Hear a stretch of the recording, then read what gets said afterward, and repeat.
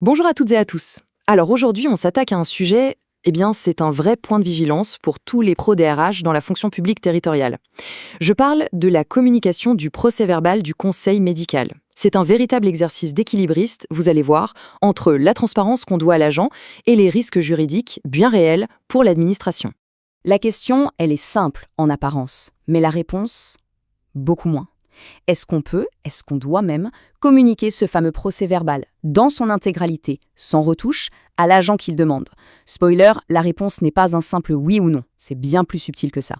Parce qu'en fait, on est face à une vraie tension. D'un côté, vous avez le droit de l'agent d'accéder aux infos qu'il concerne. C'est légitime. Et de l'autre, le devoir de l'administration de protéger des données qui sont, il faut le dire, hypersensibles.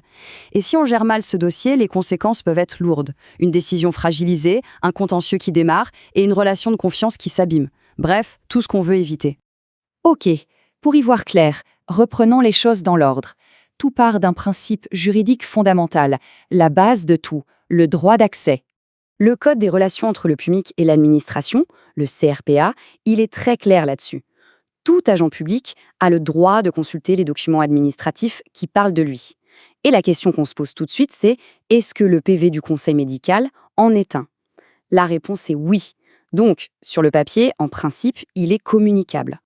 Mais, attention, ce n'est pas parce que c'est communicable, en principe, que c'est un feu vert pour tout envoyer tel quel, sans réfléchir. Pas du tout. La nature même de ce document, elle est tellement particulière qu'elle nous oblige à être beaucoup plus nuancés.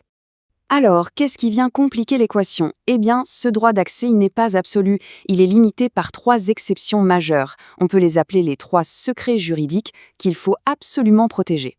Le premier, c'est le plus évident, c'est bien sûr le secret médical. Le PV, par définition, il est rempli d'informations sur la santé de l'agent. Et même si ça le concerne lui, directement, on ne peut pas communiquer ça n'importe comment. Il faut du discernement. D'ailleurs, parfois, la meilleure solution, la plus prudente, c'est de passer par un médecin pour transmettre ces informations. Ça évite les mauvaises interprétations. Deuxième secret à préserver, celui des délibérations. C'est simple. Pour que les membres du conseil puissent travailler et débattre sereinement, ils doivent pouvoir parler librement, sans craindre que leurs propos soient sortis de leur contexte. Le PV, il retrace justement tout ça. Les échanges, les avis parfois divergents, bref, toute la cuisine interne. Et ça n'a pas vocation à être public. C'est essentiel pour le bon fonctionnement de l'instance.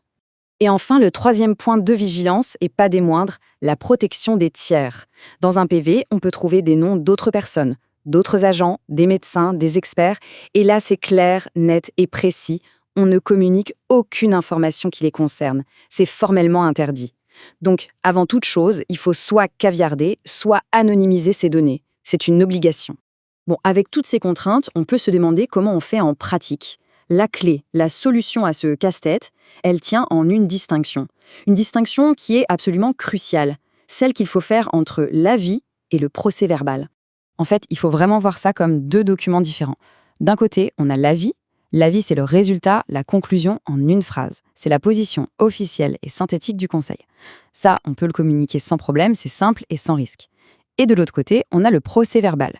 Lui, c'est le making-of, le compte-rendu détaillé de tous les échanges avec toutes les infos sensibles dont on vient de parler. Et celui-là, on ne peut jamais le communiquer brut. Il faut bien garder ça en tête. Dans 99% des cas, transmettre juste l'avis, ça suffit amplement pour informer l'agent.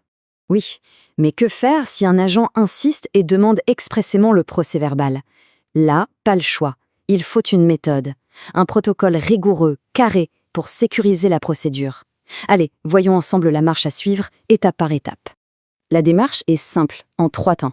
Premier temps, analyser. On prend le document, un stabilo, et on passe tout au peigne fin pour repérer la moindre info qui relève des 3 secrets, médical, délibération et protection des tiers. Deuxième temps, adapter. Une fois qu'on a tout repéré, on adapte le document, c'est-à-dire qu'on occulte, on caviarde, on anonymise tout ce qui est sensible. Et troisième temps, crucial, justifier. Dans la réponse qu'on fait à l'agent, on ne se contente pas d'envoyer un document avec des passages noircis. On explique pourquoi on l'a fait. Cette transparence sur la méthode, c'est ce qui rend la démarche inattaquable. Pourquoi on insiste autant sur cette prudence? Tout simplement parce que les enjeux sont énormes. C'est vraiment un art de l'équilibre et un faux pas, dans un sens comme dans l'autre, peut avoir de vraies conséquences. En gros, il y a 2 grands pièges à éviter à tout prix. Le premier piège, c'est de communiquer le PV brut, sans aucun filtre. Là, c'est la porte ouverte à la violation des secrets et à un contentieux quasiment garanti. Le second piège, c'est le refus de communiquer, mais sans explication valable. Un refus non justifié, ça aussi, ça peut être contesté, et ça fragilise toute la position de l'administration. Le but du jeu, c'est donc de trouver le chemin du milieu, de naviguer entre ces deux écueils. Pour résumer, ce qu'il faut retenir, c'est que l'objectif n'est ni le secret absolu, ni une sorte de transparence naïve et dangereuse.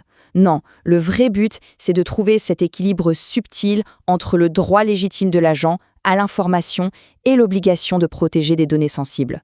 La solution, c'est donc une communication qui est maîtrisée, qui est réfléchie et surtout qui est juridiquement blindée. Et tout ça, ça nous amène à une dernière question, une réflexion pour aller plus loin. Comment on fait pour s'assurer que chaque demande, absolument chaque demande, soit traitée avec la même rigueur, la même méthode? Comment éviter le deux poids deux mesures selon qui traite le dossier? La réponse, c'est probablement de standardiser les procédures en interne. Ça devient un enjeu majeur pour la sécurité juridique de tout le monde. C'est la question qu'on devrait tous et toutes se poser en rentrant au bureau. Merci beaucoup.